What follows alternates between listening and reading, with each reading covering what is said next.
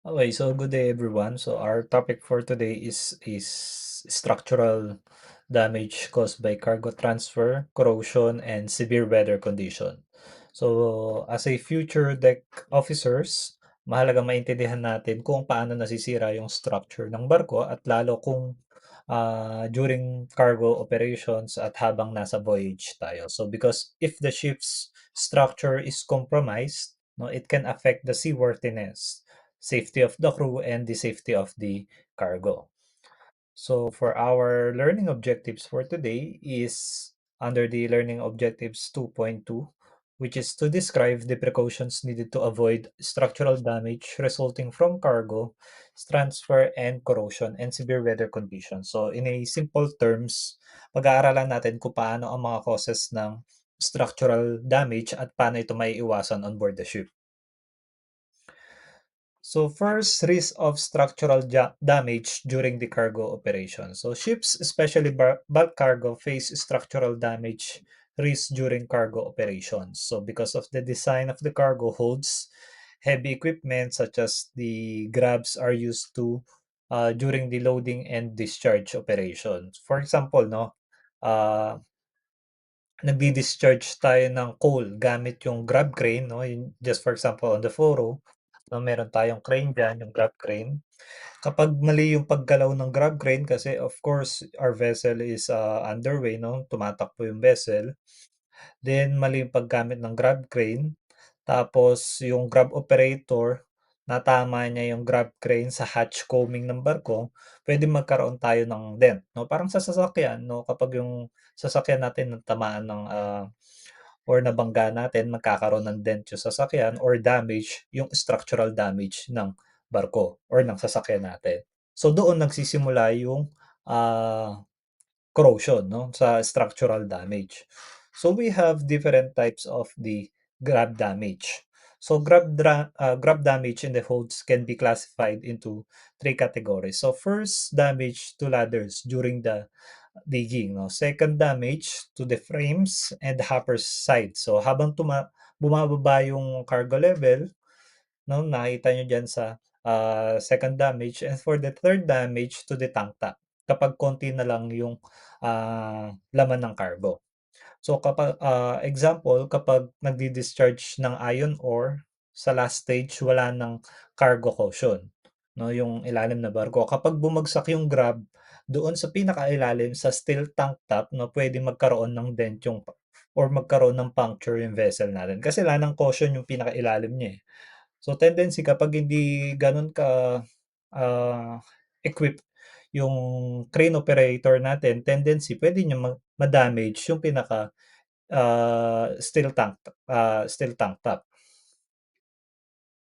Then ano ba yung mga prevention of damage to the ladder? So one precaution is to identify the location of the ladders inside the cargo hold. Kasi kung alam niyo yung ladders 'no, kapag ang cargo ay kunyari mo yung laman ng cargo ay coal or grain, o minsan natatabunan ng cargo yung ladder. Kasi siyempre, just to imagine na meron kayong container tapos yung container na yon 'no, natakpan siya ng, for example yung container niyo is lagayan ng asukal. Tapos yung asukal na nilalagyan niyo is meron siyang spoon. Tapos yung lagayan ng asukal is nilagyan niyo ng pinuno niyo yung asukal, ngayon natakpan yung spoon niya. Ngayon yung ibang gagamit, hindi makikita yung spoon ng container. So gano'n din 'no, kapag yung cargo ay coal or grain minsan natatabunan yung, ladder. So minsan ang makakakita lang ay yung makikita niya lang is yung upper portion. So kung hindi aware yung operator, puwedeng tamaan ng grab ang ladder, tsaka masira 'to. So ayun 'no, isang, reason 'yun kaya nagkakaroon ng damage. So, prevention to damage ladder is important. Dapat aware yung, operator kung saan nakalagay yung, or kung saan nakaposisyon yung ladder. Then another ladder precaution, so the grab operator should work carefully across the hold 'no, to avoid the ladder area until the cargo falls away. So kapag nagdi-discharge or unti-unting bumababa yung cargo level 'no, siyempre discharging tendency, yung level or yung laman ng container niyo is nababawasan. So, nagdi-discharge tapos unti-unting bumababa yung cargo level saka lang magiging visible yung ladder or yung pinaka-platform sa loob ng, ah, container. So, kaya kailangan talaga ng awareness tsaka proper coordination between the ship crew and the crane operator. So, for example, ako si ship crew, tapos kayo si operator ng crane. So, ako dapat sinesenyasan ko si cargo operator or si crane operator ladder kung saan dapat ipwesto yung pinaka, crane para maiwasan yung pagkabangga or pagkakaroon ng damage doon sa inside the container. Then, again 'no, to prevent damage to the hopper slides 'no, saan na ba tayo? Dito.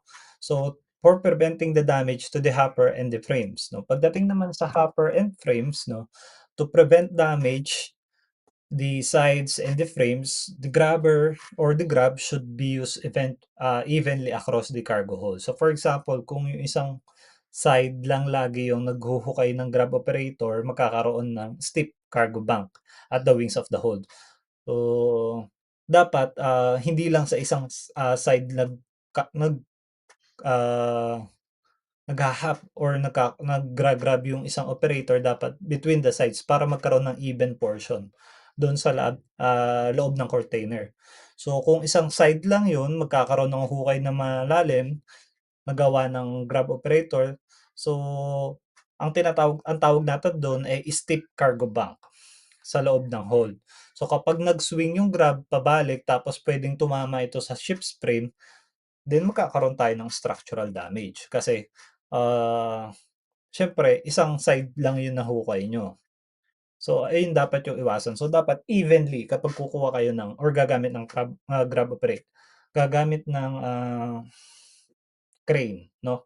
So, dapat even kunyari mo nabawasan na dito sa sides na 'to, punta naman kayo dito sa bandang, starboard, then punta muna kayo sa forward side, then up side, para even na nababawasan siya, hindi yung isa lang ta's magkakaroon ng steep, cargo bank.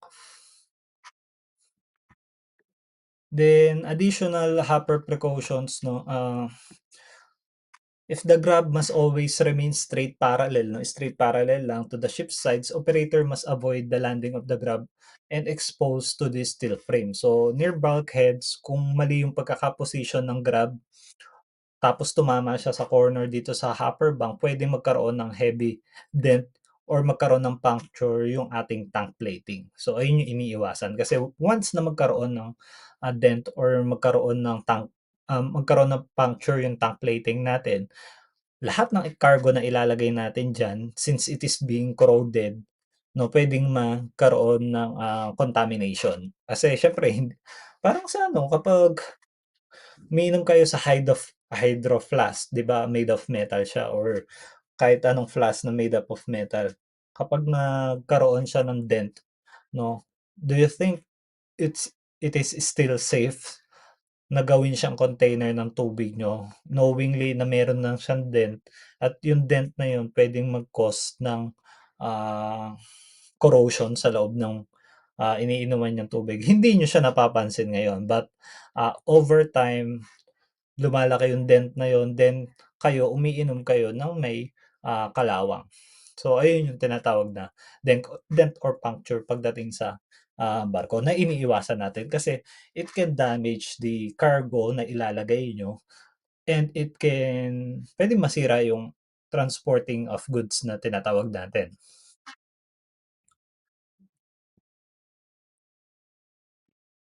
Then wait.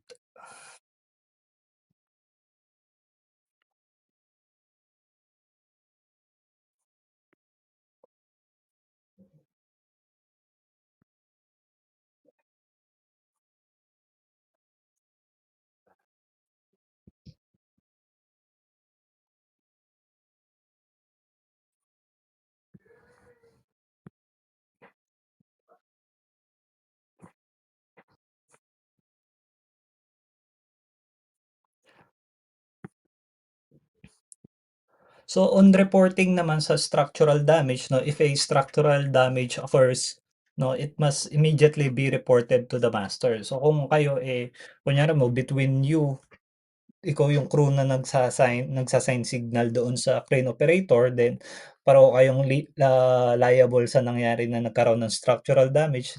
So, hindi niyo na siya puwede itago, kailangan sabihin niyo siya kaagad immediately to the master. So, because of the damage to the frames or structural members may affect the seaworthiness of the vessel. For example, kahit maliit na dent lang siya sa frame, kailangan niyo pa rin 'tong report dahil puwedeng lumala ito tapos ah, magkaroon pa ng damage during the voyage. Tandaan niyo, during the voyage ang iniiwasan natin diyan is yung cargo shifting. Then siyempre, external forces then coming from the waves, from the severe weather. So, doon siya lumalala. And in preventing the tank top damage naman or the inner bottom plating must be protected during the cargo discharge.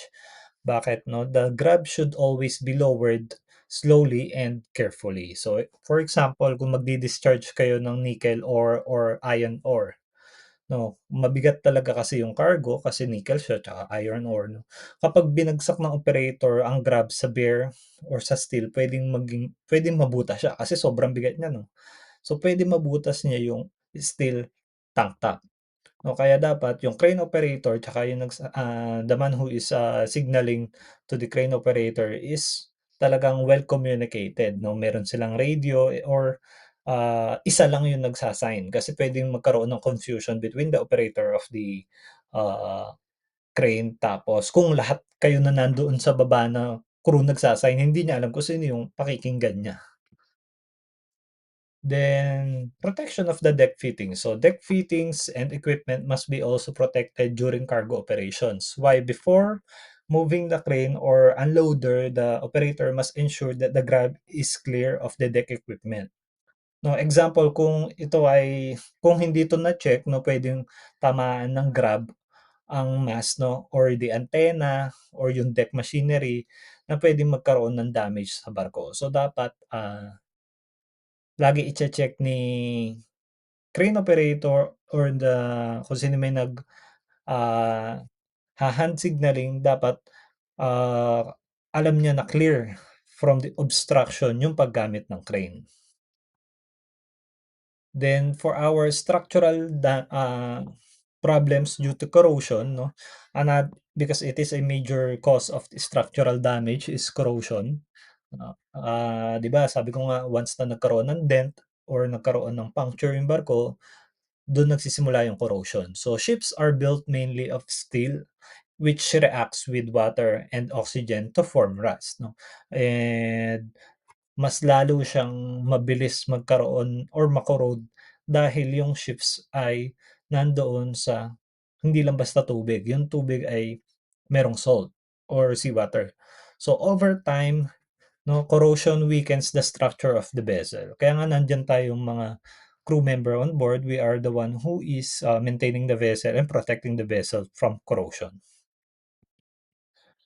Then the cargo impact and the corrosion. So one factor that accelerates the, corrosion is cargo impact 'no, yung ayun nga yung impact, yung pagkaka-damage niya 'no, or kapag nandun na sa loob ng container yung mismong cargo na dala-dala niyo 'no.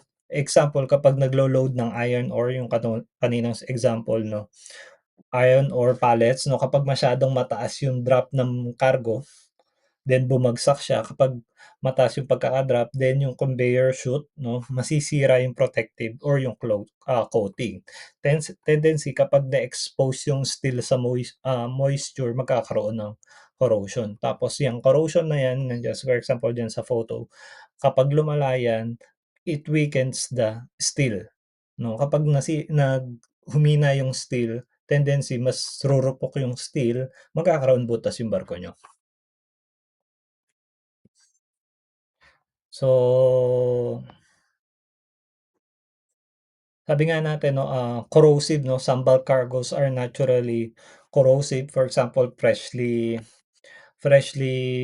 mined coal, meron siyang sulfur content kapag nag-react 'to sa moisture, nagkakaroon ng chemical reaction na puwedeng magdulot ng pitting corrosion or steel structure.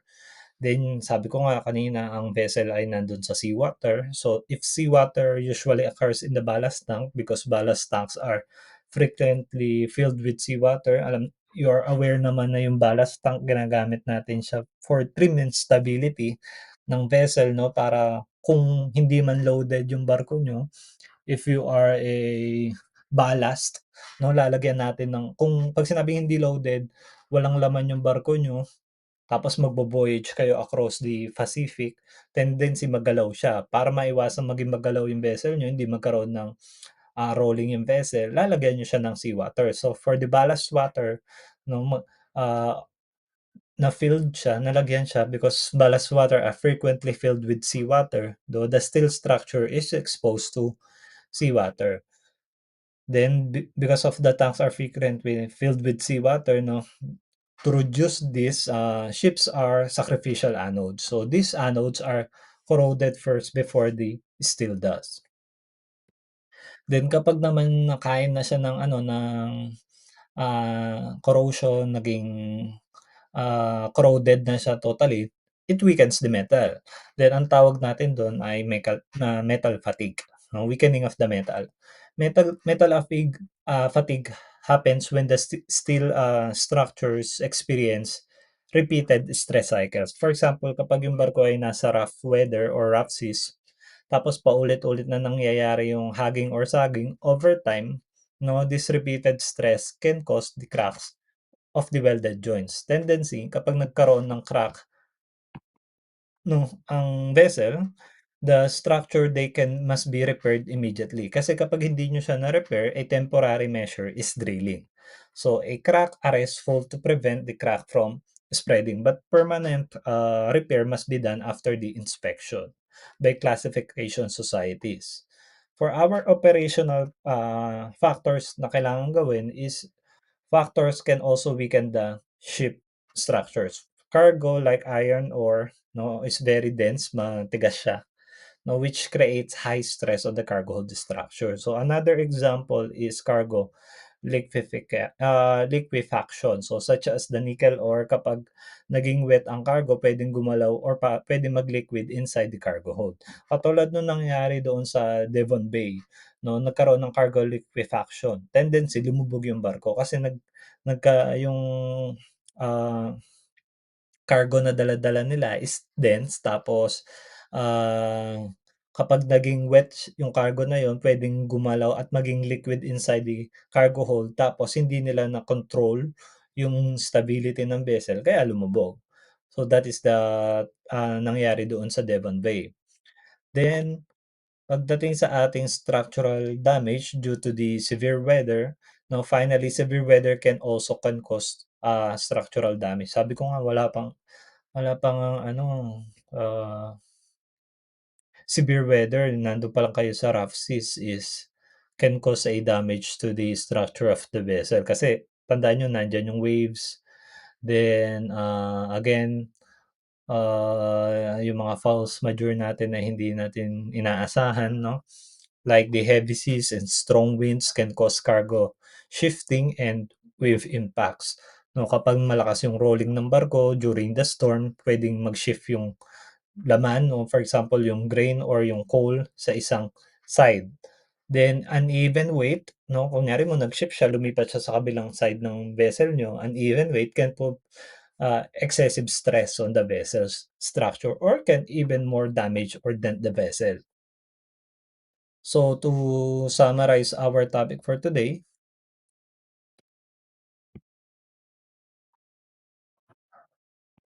'no, again to summarize our discussion 'no, yung structural damage ng barko ay maaaring or hindi puwede siyang, mangyari sa 3 buwan yung sorry, tatlong major factors 'no. The three major factors is the cargo transfer operations, o cargo corrosion, and severe weather conditions. So first, during the cargo operation, always remember that improper handling of the equipment such as the grabs can damage the ladders, frames, yung hoppers na tinatawag natin kanina, yung side, yung tank tops, and even the deck fitting. So that's why proper coordination and careful cooperation are very important. So and second, the corrosion. So of course, when still the uh, Steel structures are exposed to moisture, seawater, or corrosive cargoes. If the protective coating is damaged, rust will form and gradually weaken the ship's structure. Then third, we have the severe weather conditions such as the strong winds, uh, heavy seas, and such the cargo shifting, slashing, and wave impact. So which can also affect the structural integrity of our vessel. So therefore, as a future deck officers like you, it is our responsibility to ensure that uh, proper handling, regular inspection, and the adherence for safety procedures to prevent the structural damage and maintain the seaworthiness of the vessel. So again, that is our presentation for our week 7 sa ating Seamanship 4. You can take a break. Then after a break, after 30 minutes, we're going to have a quiz if may naintindihan ba tayo sa ating discussion for today. So if meron kayong question, just raise your virtual hand and we can entertain your questions regarding with our topic. So for the meantime, take a break for about 30 minutes and pwede nyo na rin isabay yung pagre-review habang nagbe-break kayo. Then we're going to start our quiz. Thank you.